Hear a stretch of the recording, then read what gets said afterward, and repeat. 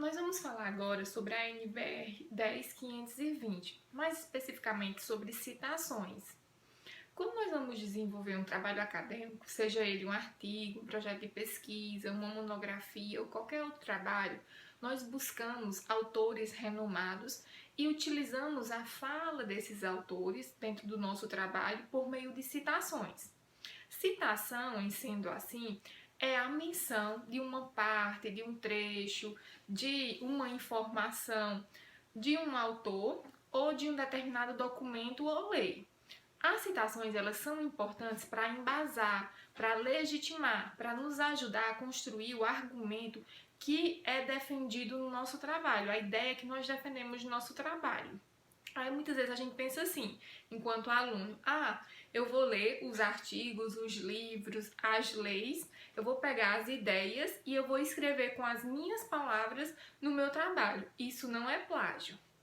Plágio é não somente a transcrição das falas de um autor ou de parte de uma lei, mas também se configura plágio a transcrição da ideia de um determinado autor, de uma determinada lei, de um determinado documento, ainda que seja com suas próprias palavras. Então, em sendo assim, para nós não corrermos o risco de cometer plágio, de copiarmos as palavras ou a ideia de outros autores, nós precisamos saber como construir uma citação.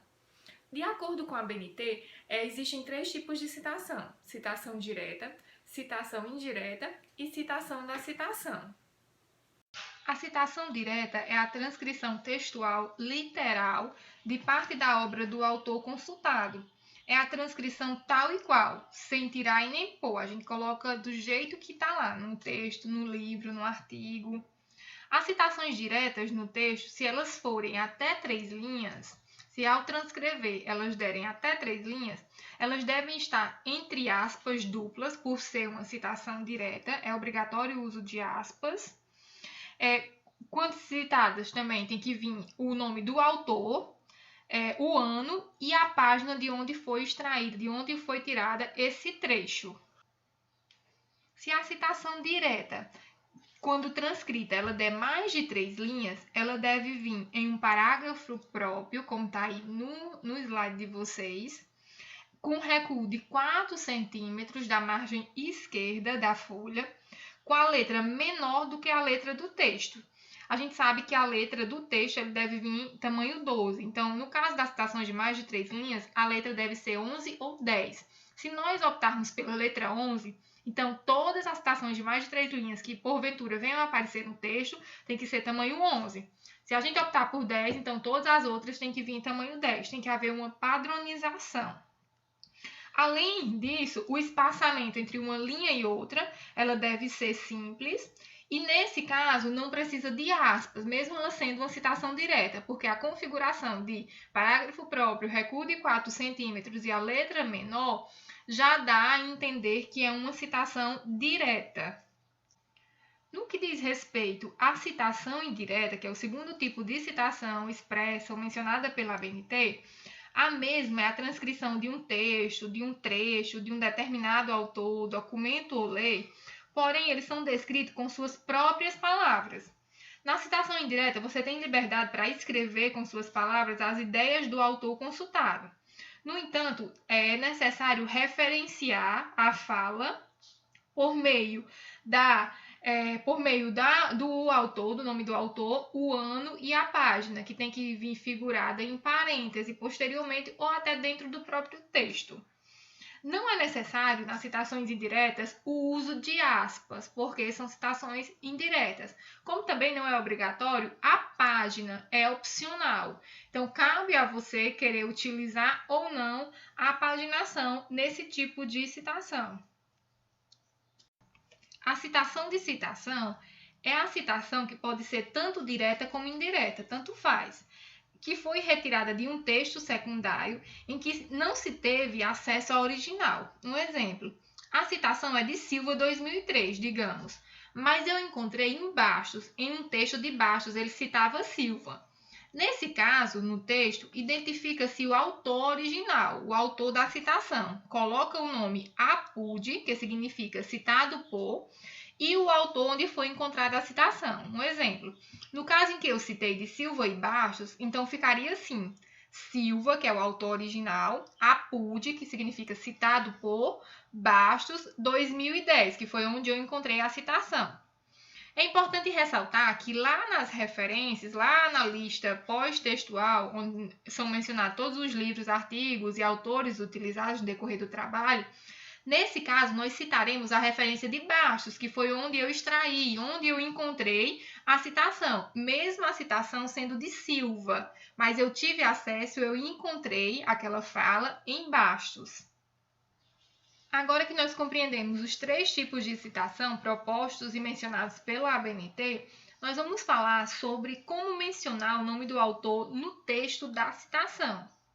Se, quando você estiver fazendo a referência no seu texto, o nome do autor ele foi indicado na discussão do texto, como esse primeiro exemplo aí, você está escrevendo a citação e você já quer citar, já quer fazer referência ao autor, então apenas a primeira letra do nome do autor é que fica em caixa alta, em letra maiúscula, seguida do ano e da página. No entanto, se optar fazer a citação e apenas no final mencionar o autor, logo o nome do mesmo, ele deverá estar todo em caixa alta, dentro do parêntese, seguido do ano e da página também em parênteses. Resumindo, se citar o autor no texto, fora do parênteses, na sua discussão, então não precisa o nome do autor estar em caixa alta. Mas, se optar em mencionar apenas no final, dentro do parênteses, então o nome do autor ele tem que vir todo em caixa alta, juntamente com o ano e a página. Quando nós vamos transcrever uma citação e percebemos que tem 2 ou até 3 autores, nós colocamos como exemplo aí, fora do parênteses, escrevemos normalmente cada nome seguido de I.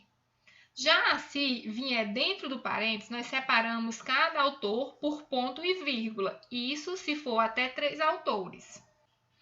Se, por sua vez, a citação tiver mais de 3 autores, nós citamos o primeiro autor, seguido da expressão et al, que significa e outros em português. Veja só o exemplo. Camargo, que seria o primeiro autor, et al, 1990, página 9. Então, isso quer dizer que são mais de 3 autores os responsáveis por esse texto, por essa citação.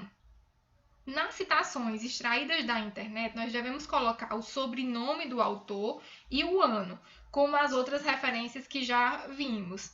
Se não tiver nome do autor, nós podemos então substituir o autor pelo título da obra. Não se faz necessário mencionar o endereço eletrônico junto à citação, como vocês estão vendo aí nesse terceiro exemplo, pois a referência completa ela deve constar lá nas referências, lá no final do trabalho. A gente coloca normalmente nome do autor e página. Não tendo o nome do autor, a gente utiliza o nome do título, o início do título daquele artigo ou livro onde foi extraído. A citação com omissão, ela acontece quando eu não quero transcrever toda a citação. Eu quero apenas uma parte, quero quebrá-la até determinado ponto, antes de um ponto final. Então, eu transcrevo a parte que eu quero e coloco colchetes e depois reticências. Essa regra ela me permite cortar uma citação onde eu bem entender ou juntar 2 partes de uma mesma citação, que eu acho mais interessante usar. No entanto, eu só posso fazer isso se a frase não tem tido a coerência e a coesão. A citação de um capítulo de um livro é quando eu utilizo apenas um capítulo no desenvolvimento do meu trabalho, eu não faço uso de todo o livro. Alguns livros eles são compostos por autores diferenciados. Cada autor ele constrói um capítulo do livro. Como vocês estão vendo aí, esse capítulo ele foi construído por 3 autores: Maria, Alberto e Tadeu. Não necessariamente eles são autores do livro. Geralmente eles são autores apenas desse capítulo ou de um outro capítulo. Nesse caso, eu referenciaria na citação o nome do autor do capítulo, ou seja, nesse exemplo, eu mencionaria os 3 autores, Maria, Alberto e Tadeu. E lá nas referências, eu transcrevo a referência de parte de um livro. Eu não vou colocar a referência de todo o livro. Isso eu vou explicar mais no vídeo de referências. A citação no interior da citação, por sua vez, é quando eu pego uma parte de um texto em um determinado livro, artigo ou qualquer outro documento e no meio da frase já tem uma citação. Então, como eu já teria no ato da transcrição que colocar aspas no início da frase por se tratar de uma citação que eu estou desenvolvendo, eu coloco apóstrofo na parte da citação que estava com aspas, como está aí no slide, como vocês podem ver. Quando não há autoria ou indicação de responsabilidade de um documento citado, ou seja, não há a menção do autor, usa-se a primeira palavra do título, seguida de reticências, sucedido pelo ano e número da página, como exemplo, como está no exemplo aí. O texto em que eu extraí essa frase não tinha autor, então eu coloquei o nome educação e reticências, o ano e a página. Educação corresponde ao título, à parte do título. Em citações com o mesmo sobrenome do autor, quando coincidirem o sobrenome dos autores, acrescenta-se as iniciais de seus prenomes. Se persistirem as coincidências, coloca-se os prenomes por extenso. Um exemplo, as duas citações que eu usei são de Barbosa, mas não apenas de um Barbosa, foram dois Barbosas diferentes. Para não confundir, eu escrevo Barbosa e a primeira letra do prenome. Mas se os dois ainda iniciarem com a mesma letra, eu coloco por extenso os prenomes, como o exemplo que está aí. Se ao transcrever uma citação de um texto, ou de um documento, ou até de uma lei, você notar algum erro na frase original do autor, não é permitido corrigir o erro quando você estiver transcrevendo. Nesse caso, usa-se a expressão sic, entre colchetes, em itálico, após a palavra errada. A expressão latina sic significa assim mesmo ou exatamente assim. Sinaliza que o erro não é seu, que está assim no original. Agora que nós já vimos todos os tipos e formas de citação, é importante saber que podemos encontrar ou utilizar alguns termos latinos na citação, como apud. O apud significa citado por, como nós já vimos anteriormente. Deve-se usar quando nós extraímos uma citação de citação, quando a gente pega uma citação em determinado autor, mas aquela citação é de outro autor, ou seja, quando a gente não tem acesso ao original. A palavra idem, que é utilizada quando faz-se citações consecutivas do mesmo autor de obras diferentes. E bidem, utilizada quando faz citações consecutivas da mesma obra de um autor em seu trabalho, só se usa na mesma página ou na mesma folha. Passim, usa-se quando faz citação a vários trechos da obra consultada sem páginas determinadas. Finalizamos por aqui, acredito que nós temos contemplado todas as informações da norma 10.520, então bons estudos!